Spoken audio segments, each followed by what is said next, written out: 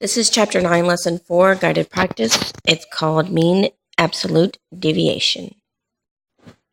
Okay, you're going to have to write a lot of stuff, so go ahead and take out a blank sheet of paper because there's no way you're going to be able to write all this work on the little space that's given on this worksheet.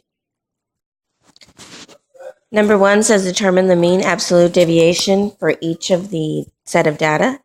Round to the nearest hundredth if necessary, then describe what the mean absolute deviation represents.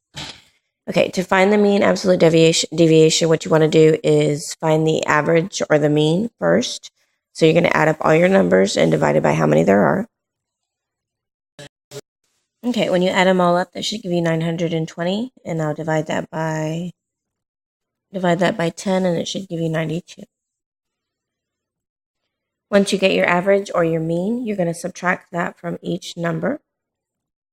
So you're going to subtract 92 from 75, then you'll subtract it from 89, then you'll subtract it from 80, then you'll subtract it from 145, and so on. Make sure you write all this down. I know it's a lot of writing, but you have to write it all down so you can have all the answers and remember where they're coming from. All right, we're going to do 92 minus 75, 92 minus 89, 92 minus 80. Once you have all the answers, then you're going to find the average of all the answers. So in other words, you're going to add up all these numbers and then divide it by 10 because there's 10 numbers.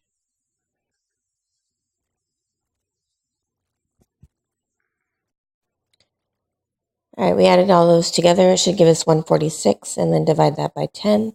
It should give you 14.6. They want us to describe what the mean absolute deviation represents. So we can write something like the average distance of each value from the mean is 14.6 games.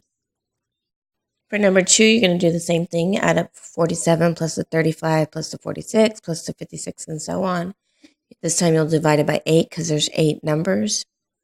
Should give you 43.5. Once you find the mean, you want to subtract that from the original numbers. Once you get the mean, you want to subtract that from all the numbers. And then the last thing you want to do is get the answers, which are these numbers right here, and find the average of those numbers, and that'll give you the mean absolute deviation. Don't forget, you're supposed to be writing all this down. I know it's a lot of writing, but it's going to help you remember the steps. Okay, so once you add all those together divided by 8, it should give you 6.75.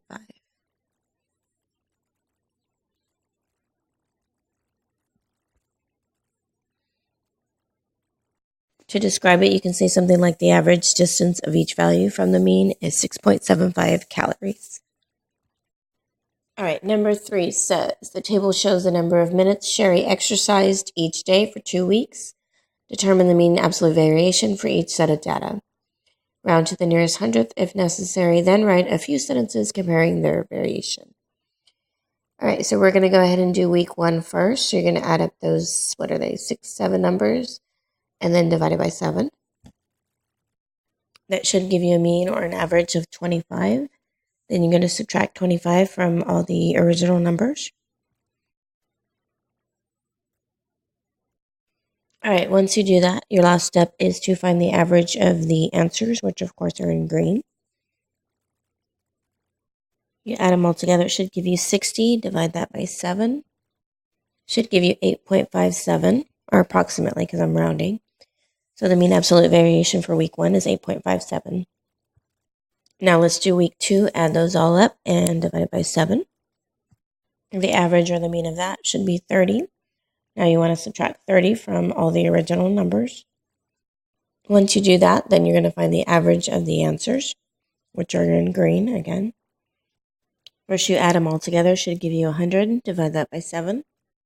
Your mean absolute deviation is approximately 14.29 for week 2. They want you to write a few sentences that compares their variations. So you can say something like the mean absolute variation in minutes of exercise is greater in week 2 than in week 1. The table shows the number of canned goods each homeroom collected in a 1-week period.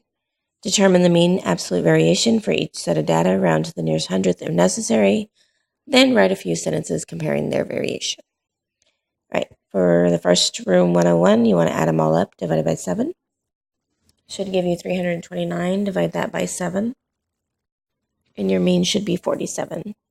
Once you get your mean, then you're going to subtract that from all the original numbers. Okay, once you get the answers to that, go ahead and find the average of those answers, and you've found yourself your mean deviation, or absolute deviation, sorry. You add them up, it should give you 44. Divide that by 7.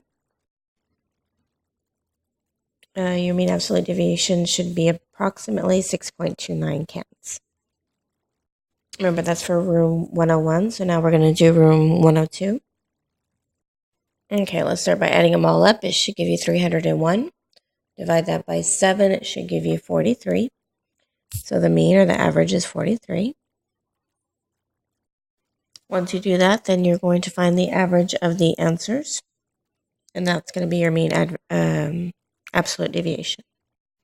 When you add them all up, it should give you 84. Divide that by 7, and it should give you 12. So the mean absolute deviation for room 102 is 12.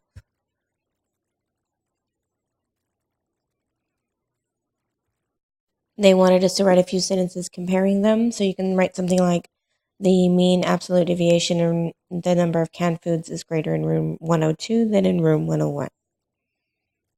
Okay, go ahead and flip it over, do the independent practice on your own. Make sure you show all the work the way we did on the ones in the guided practice. If you need more paper, of course, staple it to your worksheet. All right, good luck.